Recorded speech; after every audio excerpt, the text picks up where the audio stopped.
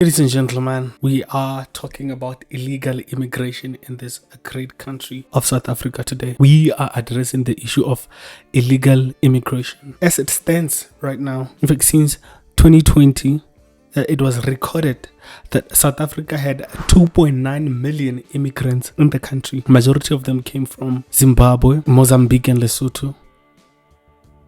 The number of immigrants from Zimbabwe is 690,000 illegal immigrants. Mozambique, 350,000 illegal immigrants, and Lesotho, 192,000 illegal immigrants. Now, ladies and gentlemen, South Africa is a country of only about 60 million people.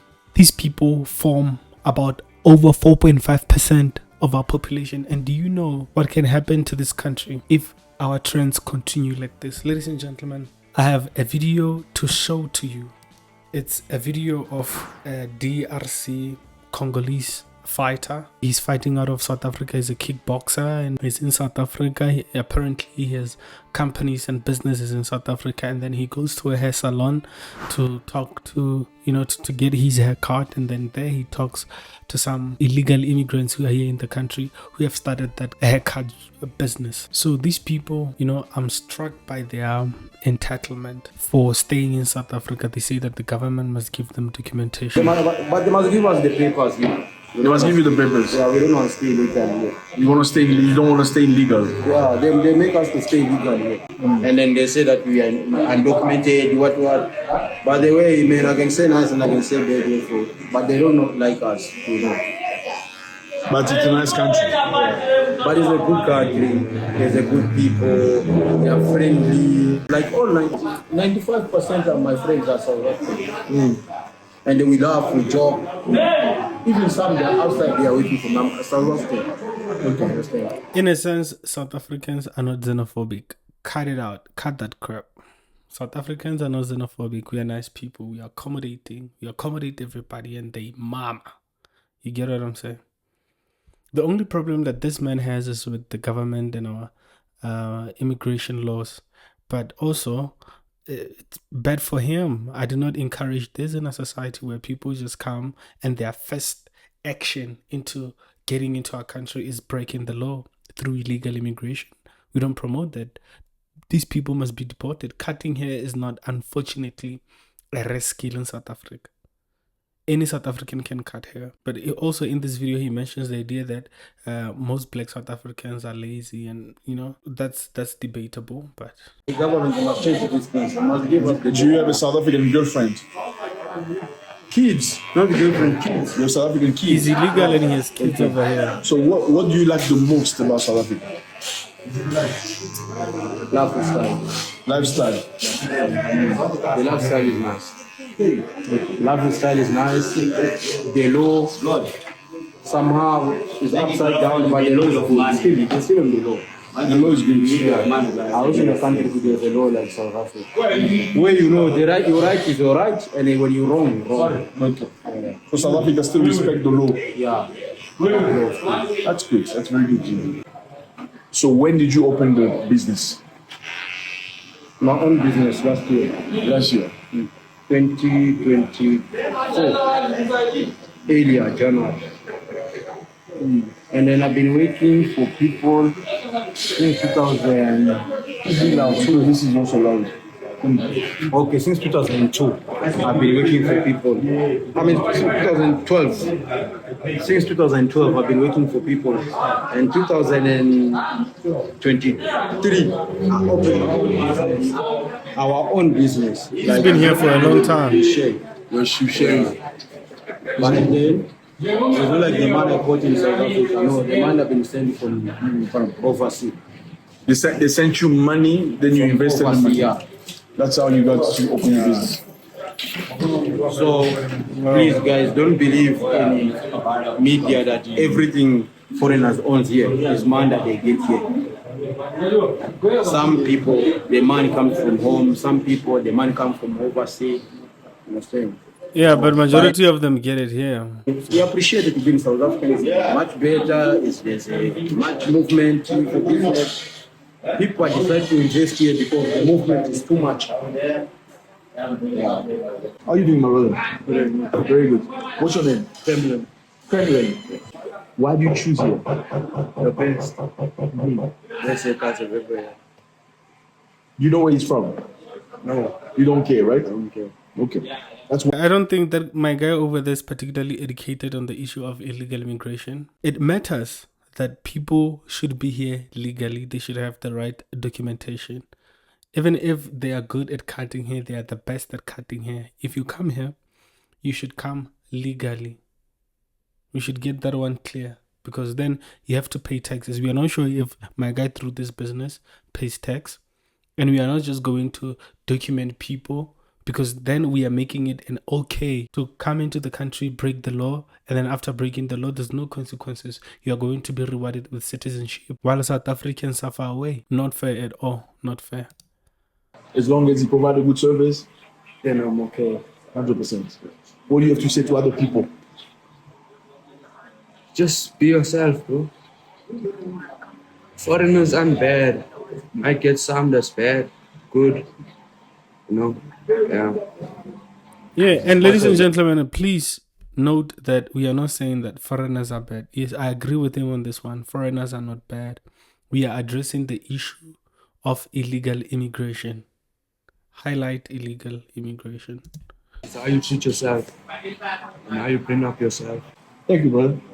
Let us move on to the video, ladies and gentlemen, of Milton Friedman, where he addresses the evil consequences of illegal immigration in America. And I need you to see the symmetry between what is happening in America and what is happening in South Africa. So let us get into the video. I have always been amused by a kind of a paradox. Suppose you go around and ask people. The United States, as you know, before 1914 had completely free immigration. Anybody could get on a boat and come to these shores, and if he landed on Ellis Island, he was an immigrant. Was that a good thing or a bad thing? You will find hardly a soul who will say it was a bad thing. Almost everybody will say it was a good thing. But then I suppose I say to the same people, but now what about today? Do you think we should have free immigration? Oh, no, they'll say, we couldn't possibly have free immigration today. Why, that would flood us with immigrants from India and God knows where. We'd be driven down to a bare subsistence level. What's the difference? How can people be so inconsistent? Why is it that free immigration was a good thing before 1914 and free immigration is a bad thing today? Well, there's a sense in which that answer is right. Mm-hmm. There's a sense in which free immigration, in the same sense as we had it before 1914, is not possible today. Why not? Because it is one thing to have free immigration to jobs. It is another thing to have free immigration to welfare. And you cannot have both. If you have a welfare state, if you have a state in which every resident is promised certain minimum level of income or a minimum level of subsistence, regardless of whether he works or not, produces it or not, well, then it really is an impossible thing. If you have free immigration in the way in which we had it before 1914, everybody benefited. Everybody and their mama gets free housing, free water, free health care, free money, free electricity at the end of the month. Everything is free. In a country where we have only about 7.7 million South Africans who are paying taxes in South Africa. So the people who are actually contributing to our country is literally very small.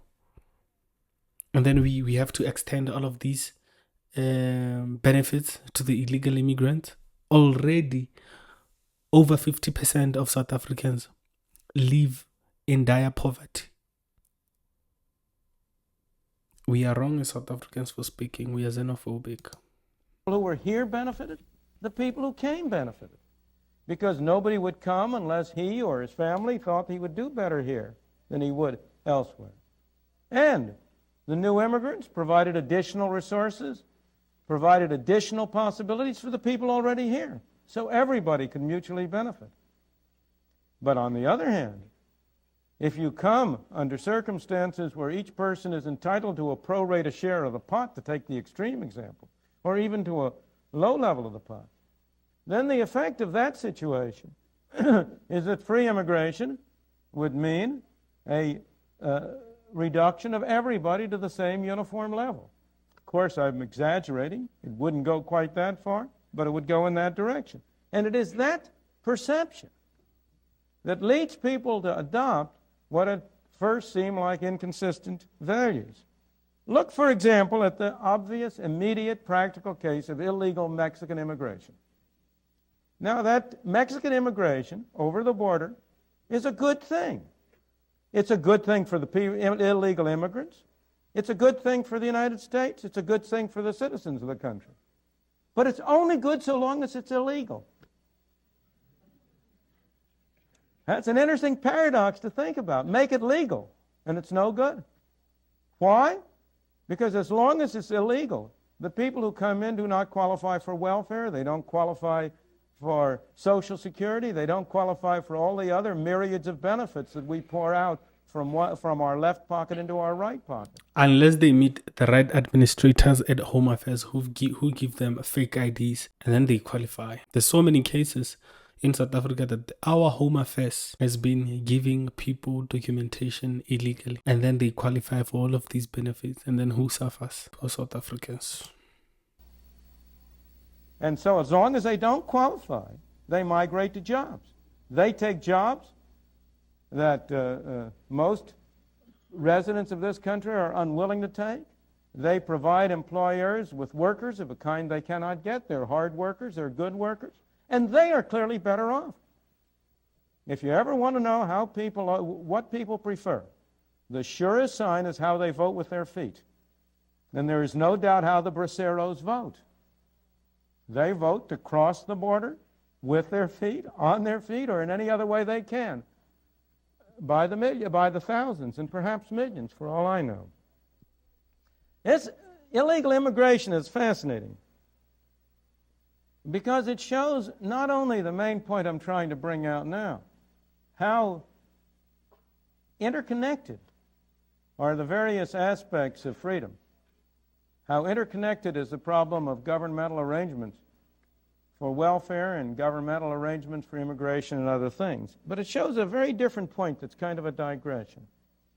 And that is how bad laws make socially advantageous acts illegal, and therefore leads to an undermining of morality in general. There you have it, folks. That was Milton Friedman explaining the very horrible consequences of illegal immigration, especially in developing countries. So if you like this video, please hit the like button, subscribe, turn on the notifications so that you are notified every time we upload a new video. Ladies and gentlemen, say no, no, no to illegal immigration.